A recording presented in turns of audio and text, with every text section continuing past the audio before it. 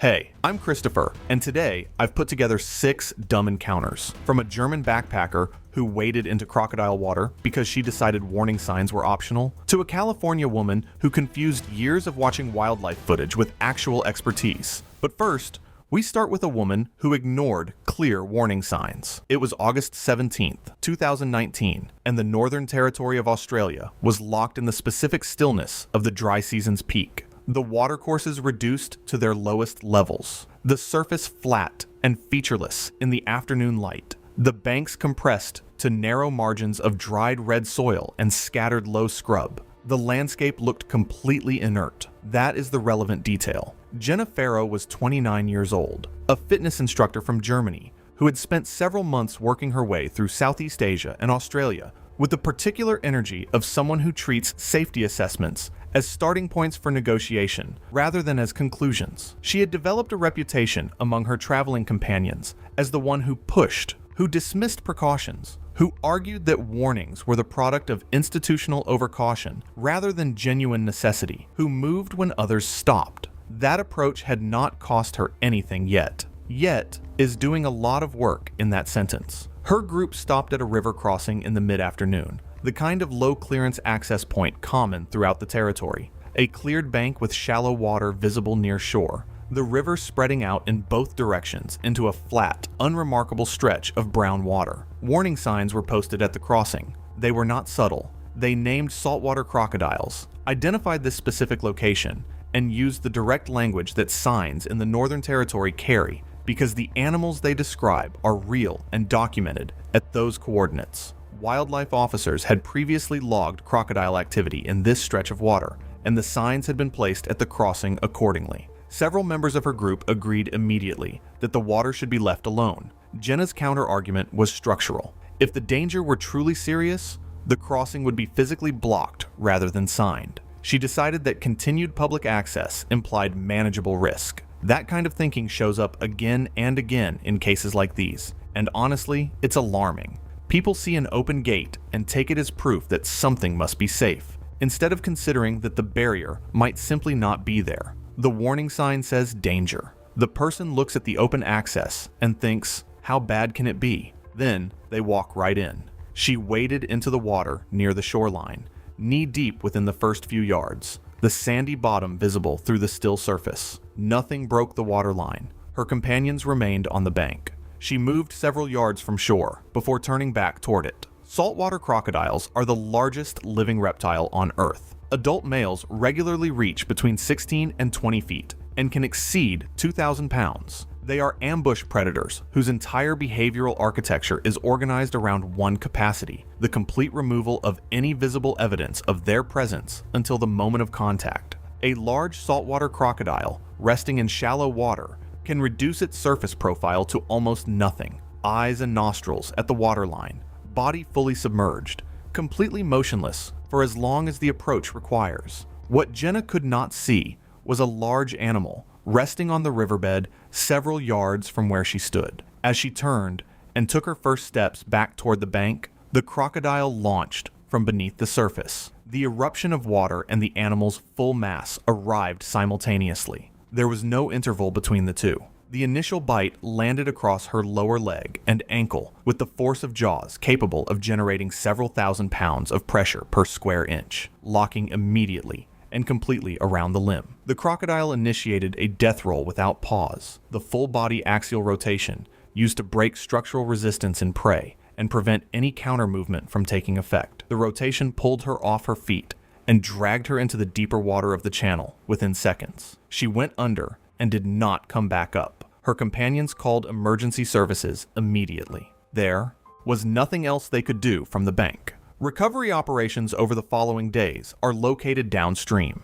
Authorities documented the outcome in the same category as events at other crossings across the territory, a pattern with a consistent cause and a consistent solution that had been disregarded. The water appeared shallow and calm, exactly the sort of place where a saltwater crocodile can remain hidden until it's too late. One person died because she decided warnings were optional. The next died because she believed that watching experts made her one. It was June 11th, 2020, and the water off the western coast of Hawaii moved in the slow, heavy swells of early summer, warm near the surface, clear close to the anchored vessel. The Pacific, that specific blue-green that draws people into it, even when what lies below the surface is not what the color implies. Paige Holloway was 27 years old. She worked in marketing and had spent years consuming wildlife and marine content with a thoroughness that had given her strongly held opinions about shark behavior, shark temperament,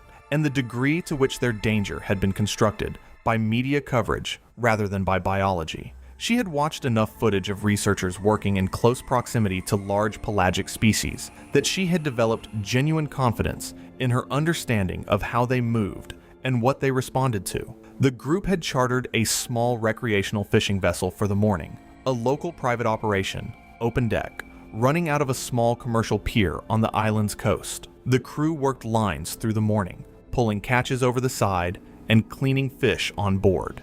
Bait residue and blood entered the water throughout the trip, producing a combined scent trail that spread below and downwind of the vessel's position. Midway through the morning, a large tiger shark appeared at the surface near the boat. The captain told the group to stay aboard and out of the water, clearly and more than once. The shark moved in the near water around the vessel for the better part of an hour before eventually dropping from view. When the fishing portion of the trip wound down near midday and the boat sat at anchor, Paige asked to snorkel. She had brought gear for exactly this purpose. The captain declined. The shark had been active in this water for most of the morning, and the scent trail from hours of fishing and fish cleaning still hung in the water column below the boat. He was direct about both of those things. She entered the water from the ladder at the vessel's stern anyway. Honestly, the captain had given her every piece of relevant information available. The shark had been present for hours. The water was still loaded with scent from the morning's activity. She was told no, clearly and directly,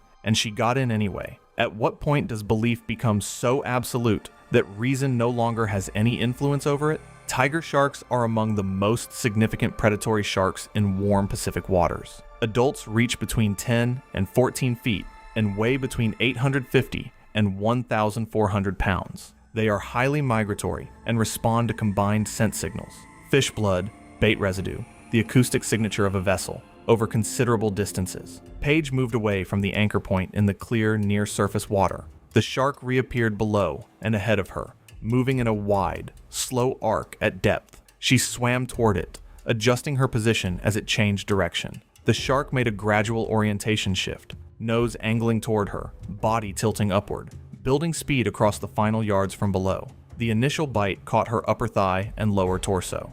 Tiger sharks apply full force, full jaw contact on first bite. Not a test bite, but a disabling grip. The force of the strike drove her briefly below the surface. She resurfaced. The blood dispersing into the water column drew the animal back on a wide, fast arc. The crew at the rail could see the water and could not reach her in time. The second approach was committed and faster than the first. The captain reported the incident and the crew's accounts of the morning, the shark's sustained presence, the repeated refusals, and what they witnessed from the rail, documented the sequence in full. Every account reached the same conclusion. The fatal variable was not the shark's behavior, which followed its biology without deviation, but the decision to enter water where it had been active for hours and then close the distance based on confidence that had no foundation in actual experience. She had spent years watching the footage. She had never understood what she was watching. One person died because she mistook familiarity for knowledge. The next didn't have that framework at all. He just saw a wild predator and decided it was his to approach. It was September 8th, 2014, and the South African bushveld in the weeks before the rains holds a specific transitional quality. The dry season grass is still pale and low, the air carrying a dryness that makes sound travel further than expected, and the early evening light producing an ambient warmth at the edge of the bush that makes the line between lit lodge grounds and unlit scrubland feel less definitive than it actually is. Trevor Maddox was 42 years old, a real estate salesman from England whose self-presentation was built around a consistent operating assumption that he was more capable of managing situations than the people who issued precautionary instructions about them. He was staying at a small privately operated lodge bordering a wildlife management area, a modest facility with a limited permanent staff, a small guest roster, and the standard protocols that lodges in areas with active predator movement maintain as a baseline. The rules weren't complicated. Stay within designated areas after dark. Don't go near the tree line or perimeter without a staff member, and report any wildlife sightings right away. Late that evening, Trevor noticed a leopard at the tree line. The hour was late. The overnight skeleton staff was managing other sections of the property. The nearest ranger was on patrol elsewhere. Trevor did not report the sighting. He went to the dining area, collected meat scraps remaining from the evening service, and walked toward the tree line. I want to be direct about what that sequence represents. He did not stumble into proximity with a predator. He left a designated area, gathered food, and deliberately walked toward a wild cat in the dark at the boundary of its territory. That is a series of conscious decisions, each one requiring him to choose to continue past the point where a reasonable person would have turned around. He made every one of those choices. He tossed pieces of meat onto the ground in front of him. The leopard remained at the tree line and watched. Trevor interpreted this as calm or acceptance and moved closer. What he had not accounted for was the dense wall of thorn scrub running directly behind the animal, a section of vegetation that closed off the retreat route the leopard would naturally have taken. The gap between them had narrowed to fewer than 10 feet. The leopard had nowhere to withdraw toward. Its options had compressed to one. Leopards are the most broadly distributed, large wild felid in the world, and they occupy a behavioral category that separates them from other large predators in one specific regard. Their behavior observed at distance provides almost no information about how they will respond at close range. An adult male weighs between 130 to 165 pounds, compact, dense, and organized entirely around explosive short-distance acceleration. The animal's weight shifted to its hindquarters, the subtle postural transition that precedes a committed launch in large felids. Trevor did not withdraw. The leopard closed the remaining 10 feet in under a second. Both forepaws impacted his upper chest and shoulders simultaneously, driving him backward off his feet. He went down hard.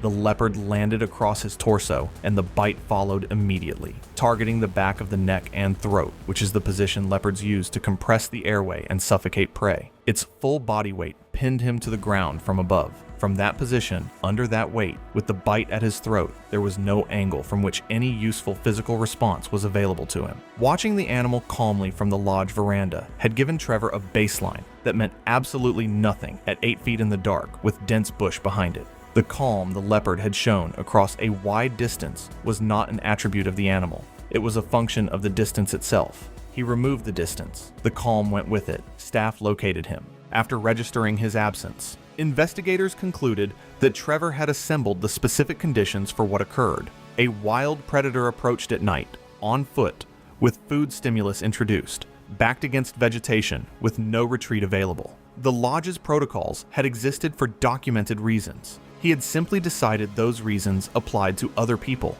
He saw a predator and thought he could manage it. The next didn't think about managing it at all. He thought about owning it. It was March 22nd, 2015, and the late wet season heat in Zambia had settled into the kind of afternoon stillness that sits on open ground and makes the air above it shimmer at distance. The location was not a park, a commercial wildlife operation, or any kind of registered conservation facility in the meaningful sense. It was a private holding, a collection of reinforced enclosures and service buildings spread across several acres outside a small rural town, registered on paper as something other than what it was, and functioning in practice as the private animal collection of one man. Grant Mercer was 51 years old. He had built his wealth through property development and spent a significant portion of it assembling a collection of exotic animals that had grown over the years into something considerably more serious. He had acquired the lion approximately 14 months earlier through informal channels. No official registry,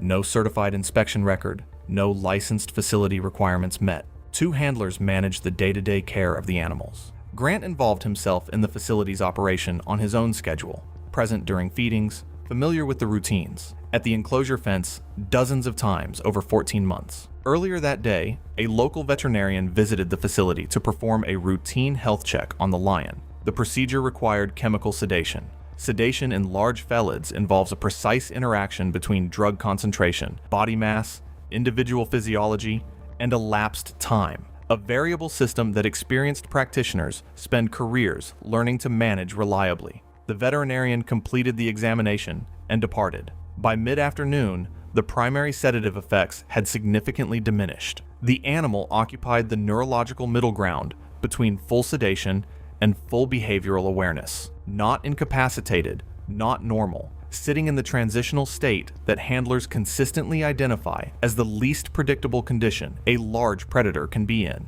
Grant had been explicitly told by both handlers not to enter the enclosure until the next morning, but after observing the lion from outside the fence, he convinced himself the animal appeared settled and stepped inside. I've gone over this case multiple times, and I always come back to the same point. There was a veterinarian on the property that day. He had 2 handlers who told him directly what not to do and exactly why. The only thing he used to override all of that was his own read of whether the animal appeared calm in that moment through the fence. That is not a risk calculation. It is the complete absence of one. African lions are among the most physically capable large predators alive. An adult male weighs between 330 and 500 pounds. Their forelimb musculature generates strike force sufficient to drive large prey off their feet from a standing position, and their acceleration from stationary over short distances is among the fastest of any large predatory land mammal. The lion was lying on the ground with reduced movement as Grant approached across the enclosure. It rose, not through stages, not through any visible escalation sequence, but in the single connected motion of a large predator passing from apparent stillness to full movement. The initial strike came from its left forepaw, a lateral sweep across Grant's upper chest and shoulder that carried the force which removed standing prey from their feet. He went sideways and off balance from the impact. The lion followed without resetting, lunging forward across the distance created by the strike and driving him to the enclosure floor. The bite landed at the back of the neck. A lion's bite force is sufficient to compress the cervical vertebrae of large prey animals. It is not a holding grip, but a structural compression of the target. The full weight of the animal across his back removed any leverage from below. Neither handler was inside the enclosure. He had kept this animal for 14 months. He had been at the fence hundreds of times. In the end, what killed him was not ignorance and not inexperience. It was the belief that a long personal history with a specific animal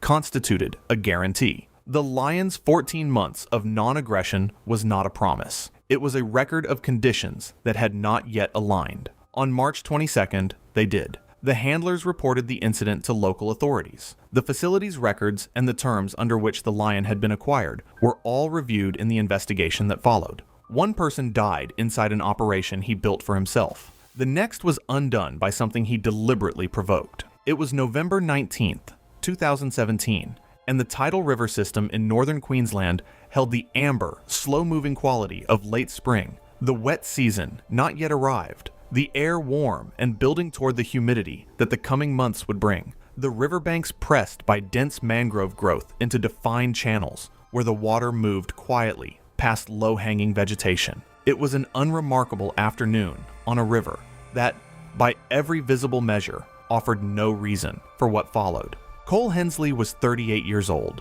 a mechanic who moved through the world with the consistent confidence of someone who had spent years in settings that rewarded physical assurance and had never experienced a serious correction for it.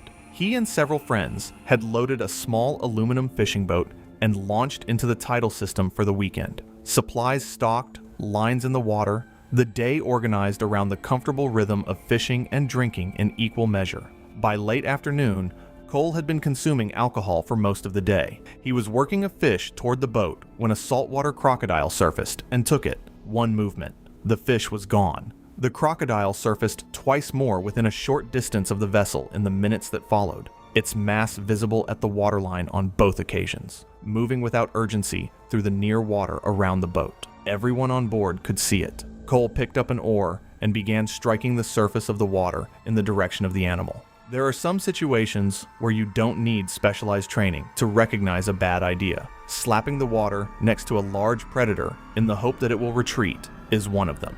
By that point, confidence had clearly outpaced judgment, helped along by several hours of alcohol and a complete lack of consequences up to then. Saltwater crocodiles in Queensland's tidal river systems are resident predators that maintain established ranges in these waterways and move through them with complete behavioral familiarity. Adults in this region reach between 14 and 17 feet and weigh between 900 and 1,400 pounds. They are not deterred by surface disturbance near their position. Surface activity in water they occupy is not a warning signal, it is information. Cole climbed onto the edge of the boat to get closer to the water's surface. He lost his balance and entered the water feet first, approximately 12 feet from where the animal had last been visible. The crocodile closed the distance beneath the surface without breaking the waterline. The initial bite landed across his upper thigh, a full jaw grip of the kind saltwater crocodiles use to secure large prey, locking immediately and completely around the limb before any counter movement was possible. The force of the bite pulled him laterally and downward in the same motion. The animal initiated a death roll, the full body axial rotation that uses the crocodile's mass and torque to disorient prey and break any structural resistance. The rotation submerged him completely within the first 3 seconds of contact. The men remaining on the boat had no means of recovering him from the vessel's edge by the time the animal moved. The boat was the only margin between Cole and what followed. He removed it himself, one escalating decision at a time, over the course of several minutes, while everyone around him could see exactly what was in the water. Wildlife officers working the recovery in the days following documented the scene fully: the boat's position in the channel, the visible evidence of sustained surface disturbance prior to entry, and the specific entry point. The conclusions were not complicated. One person dismantled his own safety through escalation. The next had safety managed for him and dismantled that instead. It was July 13th, 2013, and the delta channels of the Okavango system in Botswana ran cold and clear with midwinter flooding. The water high enough to push through papyrus-dense corridors in wide, transparent sheets, the banks low, the air dry, and still with the quality of the southern African winter that makes everything feel settled and contained. The channels moved with quiet purpose. Nothing about the landscape that morning suggested what was coming. Dylan Carrick was 34 years old. He worked in nightlife promotion, and his professional identity had been built around a specific capacity: the ability to dominate the social temperature of a room, to make himself the reference point in any gathering, to redirect attention toward himself when it shifted elsewhere. That capacity had its environment: a flat-bottom boat on a delta waterway occupied by a group of quietly watching tourists was not it.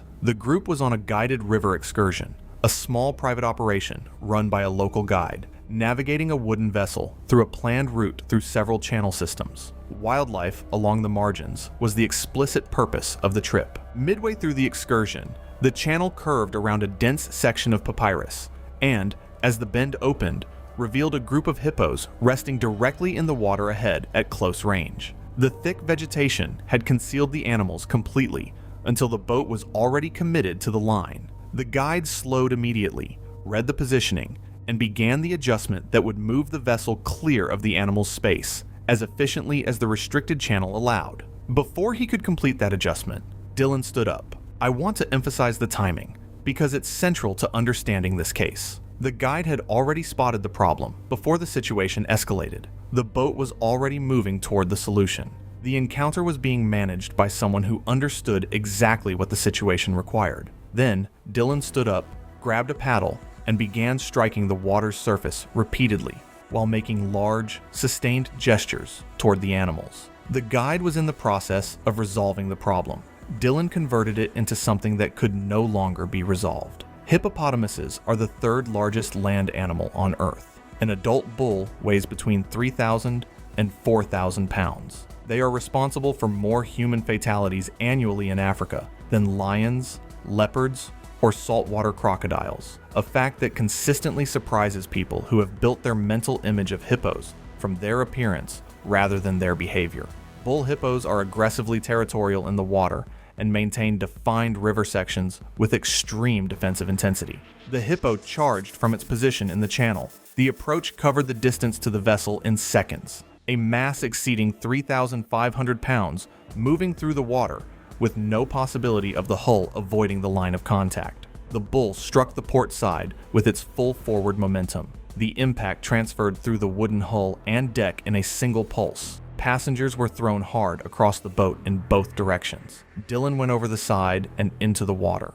The Hippo, still carrying the momentum of the charge, pivoted in the water toward the entry point within seconds. Below the surface, it moved in the low, riverbed-driven push that carries a hippopotamus across short distances faster than the surface gives any indication of. The jaws opened on approach. The bite closed across Dylan's torso directly and completely. The effect on contact was immediate and absolute. He was driven beneath the surface. Dylan had built his career around getting people to look at him. On a river in Botswana, at the worst possible moment, he got exactly that. Investigators reviewing the incident found the guide's navigation appropriate given the channel conditions. The papyrus bend had concealed the animals until the vessel was already committed to the line, and his response had been immediate and correct. The conclusion was direct. A manageable situation became unmanageable the moment a passenger began deliberately provoking a territorial bull hippo from inside the space. The animal had already identified as a threat.